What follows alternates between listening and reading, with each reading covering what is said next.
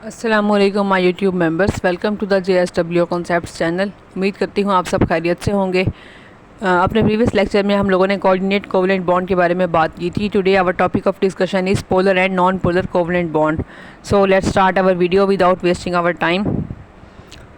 Polar covalent bond और non polar covalent bond start करते हैं। सबसे पहले है नॉन पोलर कोवलेंट बॉन्ड। अगर एक कोवलेंट बॉन्ड दो सिमिलर एटम्स के दरमियान में बन रहा हो, दो होमो एटम्स के दरमियान में बन रहा हो, जैसे हाइड्रोजन और हाइड्रोजन के दरमियान, the shared pair of electron is attracted by the both atoms equally, such type of bond is called non polar covalent bond. Clear? आपने जहन में रखना है कि नॉन पोलर कोवलेंट बॉन्ड दो सेम एटम्स के दरमियान में बनता है और and it shared pair of electrons is attracted by both the atoms equally. These bonds are formed by equal sharing of electron pair between the two bonding atoms.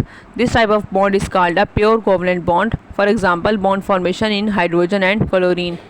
H2 और Cl2 के दरमियान जो बॉन्ड बनेगा वो non polar बनेगा।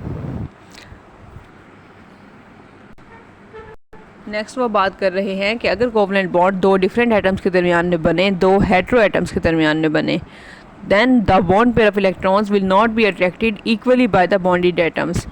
One of the atoms will attract the bond pair of electrons more strongly than the other one, and this atom will be called more electronegative. जब दो different atoms के दरमियान में बॉन्ड बनता है तो उसमें इलेक्ट्रॉन्स आपस में इक्वली शेयर नहीं होते, बल्कि एक एटम इलेक्ट्रॉन्स को ज़्यादा स्ट्रांगली अपनी तरफ अट्रैक्ट करता है और उसको ज़्यादा मोर इलेक्ट्रोनेगेटिव एलिमेंट होता है। उससे जो बॉन्ड बनता है वो बनता है पोलर कोवलेंट बॉन्ड, जब एक की इलेक्ट्रोनेगेटिविटी ज़्यादा होगी, एक की कम होगी। नेक्स्ट वो बात कर रहे हैं when there is difference of electronegativity between two covalently bonded atoms, there will be unequal attraction for the bond pair of electrons between such atoms. जब डिफरेंस होगा इलेक्ट्रोनेगेटिविटी का तो आपस में unequal attraction of bond pair होगी, तो इससे जो बॉन्ड बनेगा उसको बोलेंगे polar covalent bond. The difference between the electronegativities of hydrogen and chlorine is 1.0. As the electronegativity of chlorine is more, it attracts the shared pair of electrons towards itself with a greater force. अब HCl के दरमियान अगर हम bond formation को study करें तो इनके दरमियान जो इलेक्ट्रोनेगेटिविटी का डिफरेंस होता है वो 1 होता है। अब क्लोरीन ज़्यादा इलेक्ट्रोनेगेटिव होता है, वो हाइड्रोजन लेस इलेक्ट्रोनेगेटिव होता है, बल्कि यूँ कहना चाहिए कि हाइड्रोजन इलेक्ट्रो पॉजिटिव होता है। तो क्लोरीन इलेक्ट्रोनेगेटिव होने की वजह से इलेक्ट्रॉन को अपनी तरफ खींच लेता है, इसकी वजह से क्लोरीन के ऊपर पार्शियल नेगेटिव चार्ज प्रोड्यूस हो जाता है और हाइड्रोजन के ऊपर पार्शियल पॉजिटिव चार्ज प्रोड्यूस हो जाता है।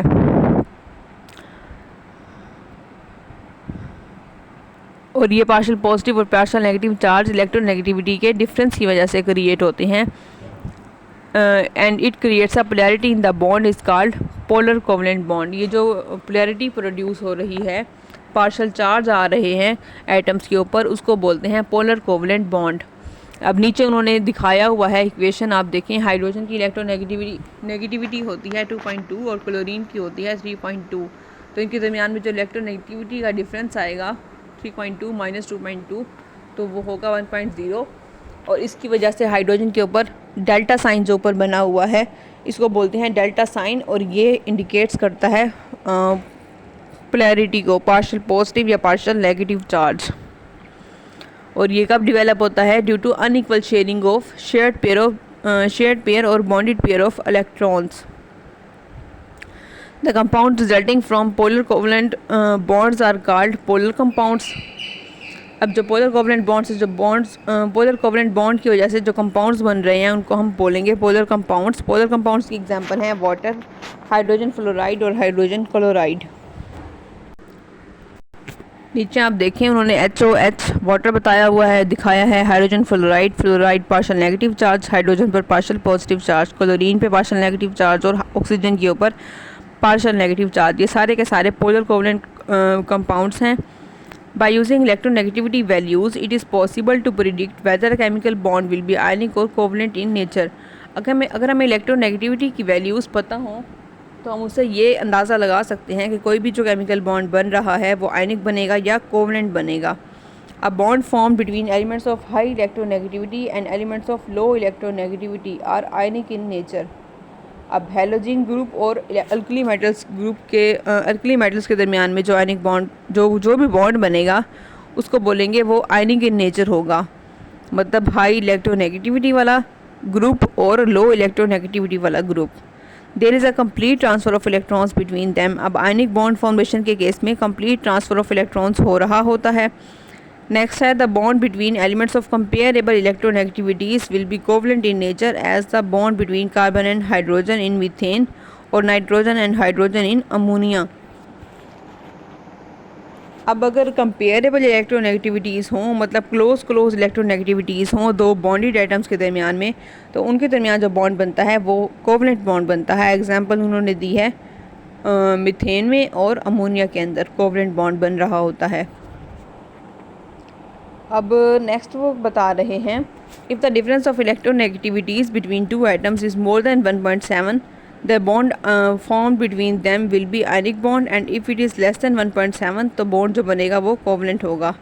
अगर इलेक्ट्रोनेगेटिविटी का डिफरेंस 1.7 से ज़्यादा हो तो आयनिक बॉन्ड बनेगा, अगर 1.7 से डिफरेंस कम हो तो वो कोवलेंट बॉन्ड बनेगा।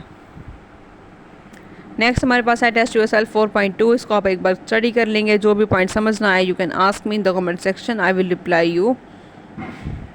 नेक्स्ट टॉपिक हमारे पास है मेटालिक बॉन्ड। इसको हम अपनी नेक्स्ट वीडियो में कंटिन्यू करेंगे। अपना बहुत सारा ख्याल रखिएगा। मिलते हैं अपनी अगली वीडियो में। टेक केयर, अल्लाह हाफिज़।